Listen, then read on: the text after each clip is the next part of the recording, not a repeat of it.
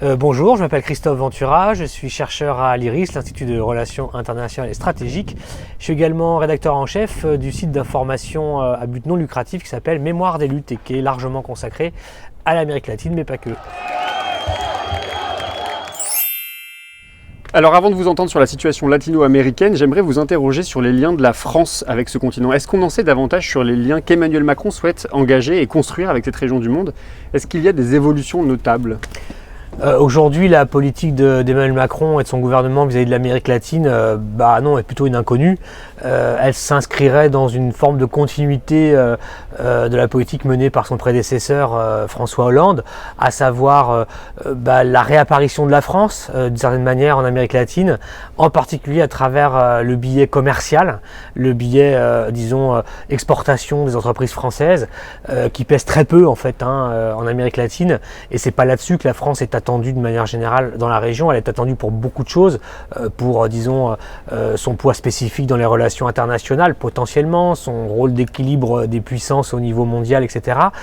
Mais aujourd'hui, de ce point de vue-là, le gouvernement n'a aucun projet, aucune stratégie spécifique pour l'Amérique latine. Pourtant, on l'ignore souvent, mais la frontière avec un autre pays le plus important en France, c'est le Brésil avec la Guyane. Ça devrait constituer une véritable opportunité pour les territoires d'outre-mer en termes de coopération. Absolument, c'est crucial, c'est un axe, c'est un cap pour la France. La France est un pays latino-américain, de certaine manière, vous le dites, avec la Guyane et la frontière brésilienne, mais aussi dans la Caraïbe. La présence française, comme on le sait tous, est très importante. Elle a des atouts, la France, dans la région, en particulier pour travailler sur des coopérations qui sont liées, au grand chantier du changement climatique, à la transition énergétique, en particulier sur tout ce qui est lié aux renouvelables. Il y a des choses très importantes à faire en France où on peut marier à la fois notre savoir-faire, l'ingénierie française qui est d'excellence sur tous ces sujets-là, mais aussi les attentes des États latino-américains, les nécessités d'investissement qu'ils peuvent avoir dans ce type de projet, y compris parce que les latino-américains ont un enjeu, un défi eux-mêmes à sortir du modèle, énergétique classique, traditionnel, lié autour du pétrole, etc., etc. Et ils sont demandeurs de ce type de coopération, les latino-américains, et la France, là, pourrait jouer un rôle important. Alors en ce moment, il y a une actualité au Brésil, on l'a appris il y a quelques jours, le président brésilien Lula a été condamné à une peine de 12 ans de prison ferme pour corruption, et pourtant il reste en tête des intentions de vote pour la présidentielle, alors même que la Cour suprême n'a pas encore véritablement statué. Il peut rester en prison et être candidat à l'élection présidentielle? Alors le scénario dans lequel se trouve Lula aujourd'hui est inédit dans l'histoire brésilienne et latino-américaine. Personne ne peut dire ce qui va se passer, même si le plus probable, lourdement, c'est qu'il reste en prison, parce qu'on se poserait une question assez simple: pourquoi tout cela pour finalement le laisser sortir et concourir à l'élection, à partir du moment où ce qui s'est passé au Brésil, ça a un objectif, c'est de l'empêcher de se présenter à la présidentielle. Maintenant, il y a deux batailles à mener pour Lula, une sur le plan juridique et une sur le plan politique. Sur le plan juridique, il lui reste des recours à actionner, aussi bien au niveau du tribunal de seconde instance que de la Cour suprême ou du tribunal de justice, la Cour de justice brésilienne. Il peut encore faire des recours et il va le faire. Toute la question, c'est le temps de traitement de ces recours. Va-t-il être assez long pour que Lula puisse tenter de se présenter devant le tribunal électoral cette fois, le 15 août prochain, lequel tribunal aura jusqu'au 17 septembre pour décider s'il retient ou non sa candidature. Si Lula n'est pas formellement condamné définitivement, il a une chance de pouvoir se présenter si le tribunal l'accepte. Donc vous voyez, ça fait beaucoup de si. Il y a, un parcours juridique théorique, et puis il y a aussi les conditions politiques dans lesquelles tout ça va se passer. Et de ce point de vue-là, c'est ouvert. Justement, sur les conditions politiques, c'est quoi qui se joue concrètement en ce moment? C'est le maintien d'une démocratie? On peut parler de démocratie aujourd'hui? Alors je crois qu'il faut bien comprendre que la crise politique autour du cas Lula ne se résume pas à lui-même. Ce qui se passe au Brésil, c'est une vraie crise démocratique, c'est-à-dire qu'il y a un problème de structure de la démocratie brésilienne, entendue comme combinaison d'un système politique représentatif, d'une justice, mais aussi dans le cas brésilien, d'un système médiatique. Tout ça, tous ces systèmes-là sont en tension extrême, radicale. Il y a des contradictions partout et un système qui est largement pourri, en particulier au niveau politique, par l'argent privé, la corruption, etc., qui fait qu'aujourd'hui, c'est la démocratie brésilienne qui est en question, parce qu'elle ne fonctionne plus, et on est dans ces moments où vous êtes proche d'un blocage définitif qui va donner quelque chose qu'on ne sait pas encore. Ça peut être soit un régime beaucoup plus autoritaire, et au Brésil, on a évidemment des précédents historiques en la matière, ou justement la reprise en main de la démocratie par la population brésilienne. Et ce que doit faire Lula, c'est d'être l'homme qui va à partir de sa condamnation, réussir ou pas à remobiliser une population qui est quand même assez atone, sorti des milieux militants classiques, et c'est ça qui va être l'enjeu des prochains mois. Lula, c'est un prisonnier politique aujourd'hui ?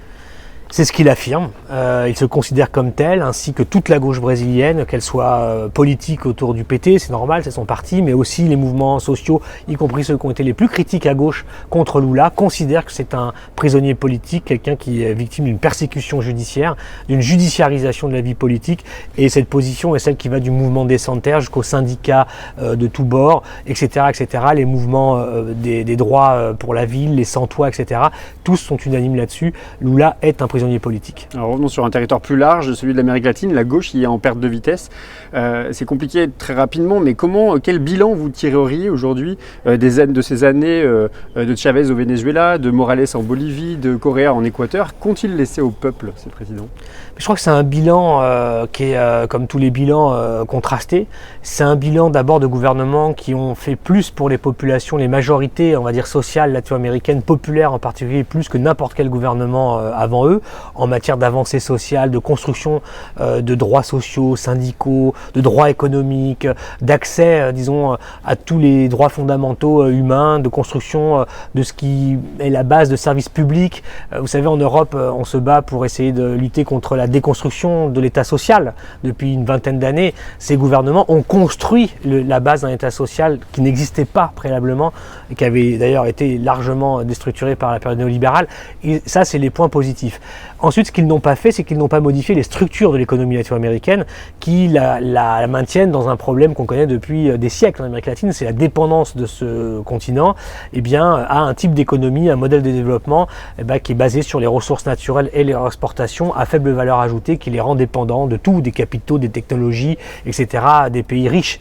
Et de ce point de vue-là, ils n'ont pas modifié ça. Et lorsque la crise économique est arrivée en Amérique latine en 2013-2014, tout ça a posé des problèmes que la gauche au pouvoir n'a que très partiellement ou pas réussi à gérer. Alors justement sur l'influence des pays voisins, je pense aux États-Unis. Hier, je recevais Charlotte Girard de la France Insoumise. Elle vous a posé une question face justement au recul de la gauche latino-américaine au Venezuela, au Brésil, en Équateur. Elle vous demande où se trouvent désormais les ressources des peuples latino-américains pour résister à la pression des États-Unis et des oligarchies latino-américaines. Il faut savoir que l'Amérique latine est certainement la région du monde qui condense, qui concentre les mouvements populaires, la société civile, comme on dit, la plus intense et la plus dense au niveau de la planète. Et c'est là que se trouve aujourd'hui la réorganisation, la réimpulsion, de la rénovation ou la continuité de ce mouvement qui a démarré au début du XXIe siècle.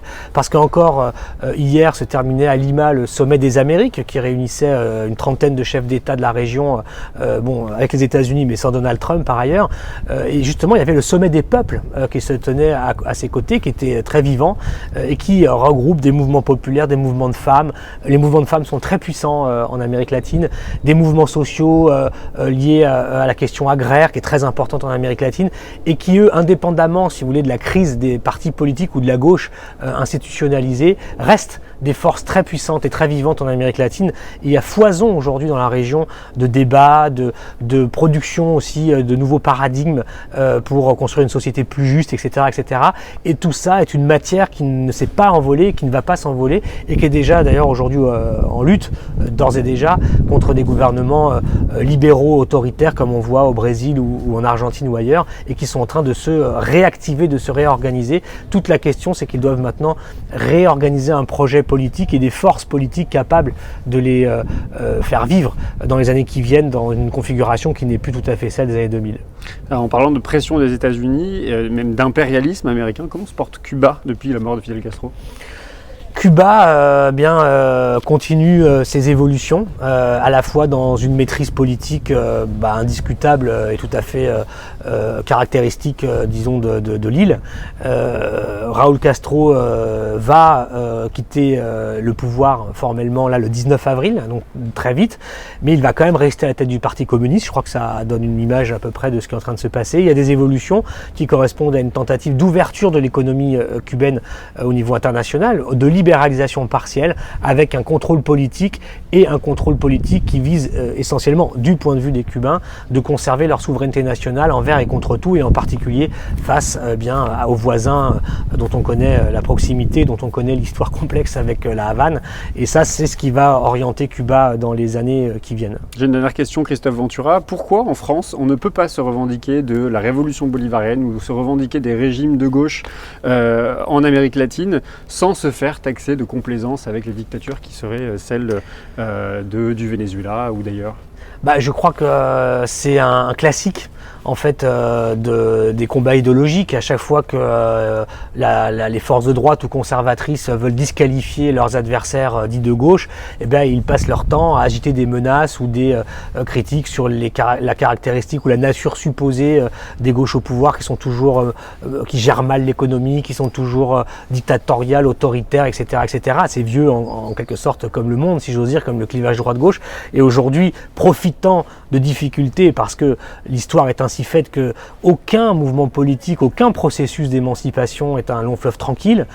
Tout ça se construit dans des contradictions, des avancées, des reculs, des moments où on peut aller plus loin, des moments où on perd du terrain. C'est comme ça que s'opèrent les changements, c'est jamais linéaire.